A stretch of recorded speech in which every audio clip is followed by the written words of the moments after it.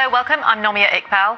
In Mexico, the army has confirmed the death of one of the country's most feared drug lords known as El Mencho, caught and killed in a dawn raid. Nama Nemesio Ruben Oseguera Carventes selama bertahun-tahun berada di daftar buronan paling dicari di dunia. Ia lebih dikenal dengan alias El Mencho. Pemerintah Meksiko dan Amerika Serikat menempatkannya sebagai target prioritas tinggi karena perannya sebagai pemimpin Jalisco New Generation Cartel, salah satu organisasi kriminal paling kuat di Meksiko selama lebih dari 1 dekade. Keberadaannya sulit dilacak, ia jarang terlihat di publik, tidak ada wawancara, tidak ada kemunculan yang resmi, dan hampir tidak pernah ada foto terbaru yang terverifikasi. Informasi tentang lokasinya selalu berubah-ubah. Setiap laporan intelijen sering berakhir tanpa hasil. Situasi ini membuat namanya identik dengan sosok yang sulit disentuh aparat keamanan. Pemerintah Amerika Serikat menawarkan hadiah hingga $15 juta bagi siapapun yang bisa memberikan informasi yang mengarah pada penangkapannya. Sementara itu, otoritas Meksiko terus melakukan operasi pencarian di berbagai wilayah, terutama di negara bagian Jalisco dan sekitarnya.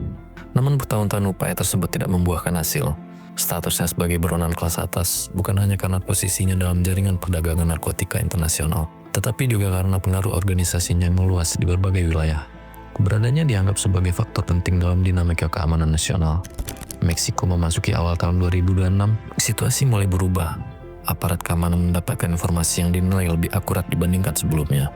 Pergerakannya yang selama ini tidak terdeteksi mulai terlihat pada pola tertentu untuk pertama kalinya. Dalam waktu yang cukup lama, lokasi yang diduga sebagai tempat persembunyian El Mencho dianggap cukup pasti untuk dilakukan tindakan langsung. Apa yang terjadi setelah itu menjadi salah satu operasi paling penting dalam sejarah pemberantasan kartel di Meksiko. Dan inilah kematian Nemesio Ruben Oseguera Carventes alias El Mencho. Tapalpa bukan lokasi yang dipilih secara kebetulan.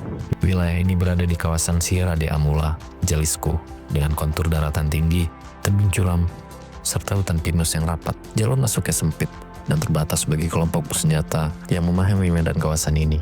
Kawasan ini berfungsi sebagai benteng alam yang sangat efektif. Akses kendaraan besar mudah terdeteksi dari kejauhan. Ketinggian wilayah memungkinkan penempatan jaringan pemantau atau halcones di berbagai titik strategis. Nah, dari posisi tersebut, pergerakan aparat dapat diawasi, bahkan sebelum mendekati zona ini. Sistem ini selama bertahun-tahun menjadi lapisan perlindungan awal yang menyulitkan penyergapan mendadak. Namun operasi pada 22 Februari tahun 2026 dirancang untuk menembus keunggulan geografis tersebut.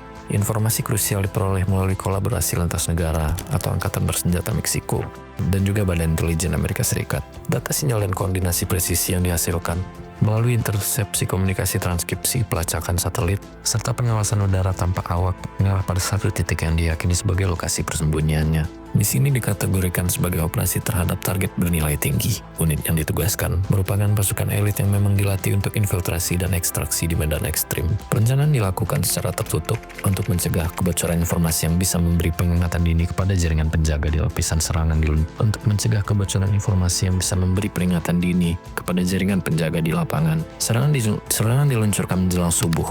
Waktu tersebut dipilih untuk memanfaatkan keterbatasan jarak pandang dan juga mengurangi risiko keberadaan warga sipil di sekitar lokasi penyerbuan. Dilakukan secara serentak melalui 2 jalur dari udara. Helikopter militer menurunkan personel secara cepat dan tepat. Unit darat bergerak memblokir jalur keluar pegunungan guna mencegah pelarian. Di pusat persembunyian, sistem pertahanan telah disiapkan dalam formasi berlapis. Pengawal pribadi target ditempatkan dalam cincin keamanan konsentris. Ketika kontak senjata terjadi, respon yang diberikan menunjukkan standar bertempur para militer. Tembakan senapan mesin kaliber besar dilepaskan untuk menghentikan laju aparat. Peluncur roket diarahkan ke udara guna mengusir dukungan helikopter. Senapan serbu otomatis digunakan dalam volume tembakan yang tinggi untuk menahan pergerakan pasukan.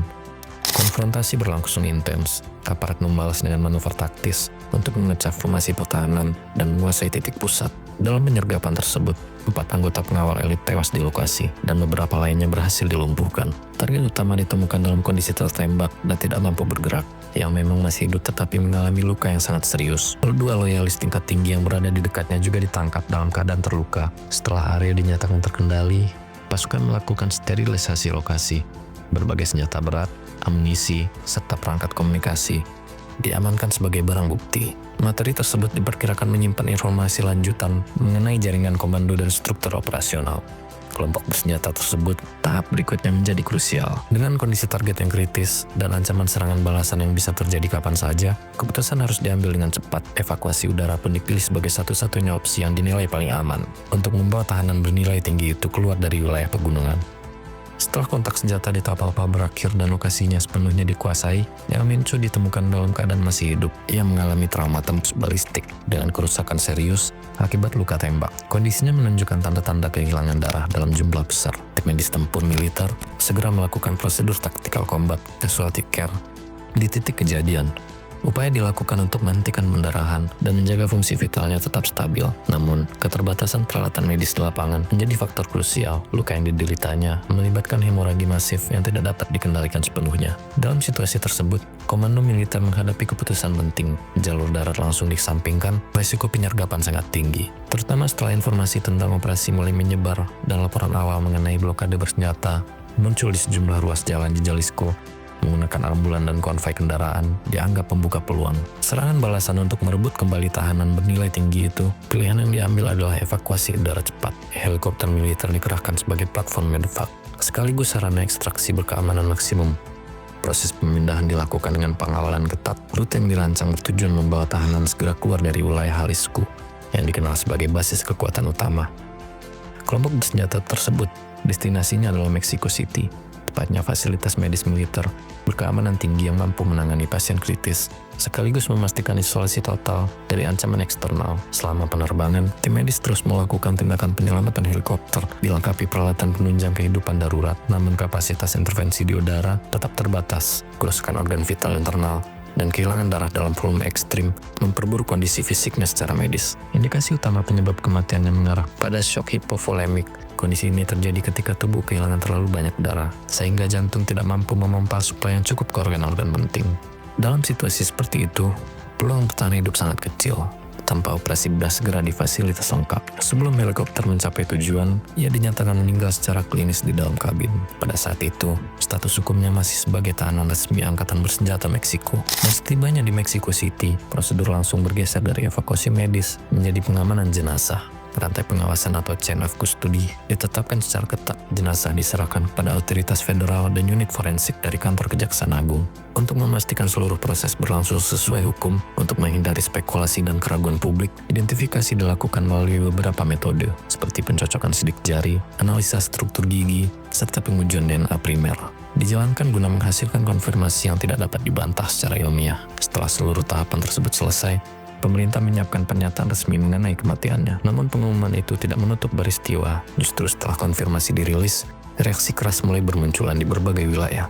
Situasi keamanan pun berubah cepat, menandai fase baru yang muncul sebagai konsekuensi langsung dari berakhirnya hidup seorang pemimpin bersenjata. Setelah kematian El Mencho diumumkan secara resmi, respon tidak datang dalam bentuk pernyataan, melainkan tindakan terkoordinasi di lapangan. Taktik yang digunakan dikenal sebagai narco block quiz, sebuah metode paramiliter asimetris yang selama ini menjadi ciri khas reaksi cepat kelompok bersenjata terhadap penangkapan atau tewasnya figur senior mereka. Secara operasional, blokade ini memiliki dua tujuan utama. Pertama, melumpuhkan mobilitas aparat keamanan dengan menutup jalur transportasi strategis sehingga bala bantuan militer kesulitan memasuki zona konflik.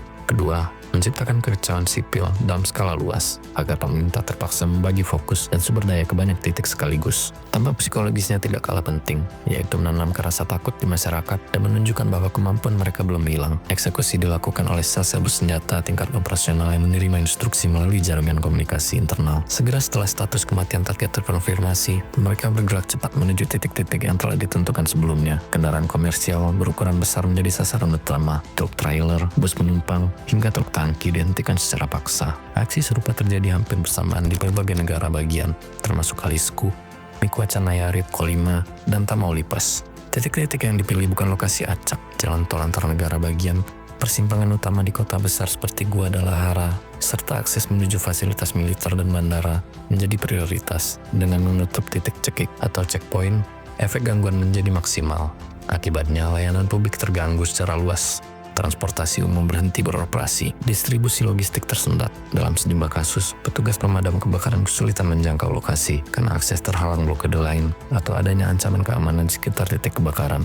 Mereka diminta menjauhi jalan raya utama dan tetap berada di lokasi aman sampai pemberitahuan lebih lanjut. Kematian El Mencho tidak hanya mengakhiri satu pengejaran panjang, tetapi juga mengguncang fondasi struktur yang selama ini bertumpu padanya. Berbeda dengan organisasi kriminal lain yang beroperasi dalam bentuk federasi longgar, struktur dalam Halis Kunyu, generasi kartel yang dibangun dengan model komando sangat vertikal. Seluruh keputusan strategis terpusat pada satu figur dengan otoritas mutlak. Selama bertahun-tahun ia berfungsi sebagai pengikat berbagai komandan regional atau CVSD Plaza setelah sayap bersenjata di berbagai negara bagian. Otoritasnya tidak hanya didasarkan pada jabatan, tetapi juga reputasi kekerasan dan kendali penuh atas sumber daya. Dengan hilangnya figur tersebut, tidak ada lagi penengah utama. Dalam konflik ini, internal kekosongan ini muncul secara instan. Operasi di Tapalpa menutup satu bab penting dalam pengejaran panjang. Namun sejarah menunjukkan bahwa berakhirnya satu tokoh tidak identik dengan berakhirnya sistem yang lebih luas. Respon keamanan dan potensial restrukturisasi internal hanyalah fase awal dari perubahan yang lebih besar. Kini perhatian beralih pada satu hal. Bagaimana kekosongan kekuasaan itu akan diisi? Karena dalam dinamika keamanan modern, stabilitas tidak hanya ditentukan oleh siapa yang jatuh, tetapi oleh siapa yang bangkit setelahnya.